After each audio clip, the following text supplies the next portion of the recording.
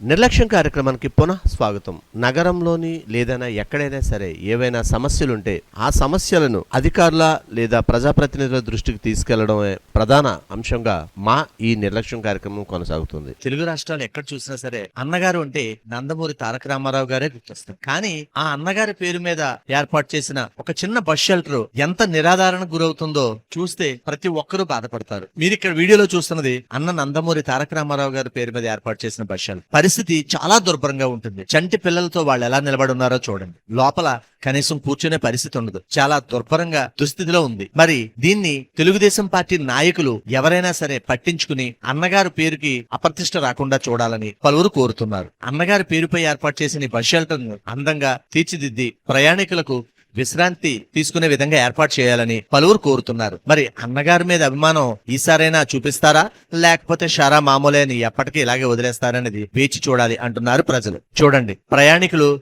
ఎలా నిలబడ్డారో. ఇక్కడ కూర్చునే పరిస్థితి లేదు. చాలా చిరాగ్గా ఉంటుంది. ఇదండి పరిస్థితి. మరి దీనికి చర్యలు ఏమైనా తీసుకుంటారో లేదో వేచి చూడాలి. దయచేసి గమనించండి. ఒక ముఖ్య మనవి, మేం ప్రసారం చేసే నిర్లక్ష్యం కార్యక్రమం ఏ ఒక్కరిని అవమానపరచాలని గాని తక్కువ చేయాలని గాని మా ఉద్దేశం కాదు. కేవలం రాజమండ్రి నగరం బాగుండాలని మా ఈ నిర్లక్ష్యం కార్యక్రమం ముఖ్య ఉద్దేశం.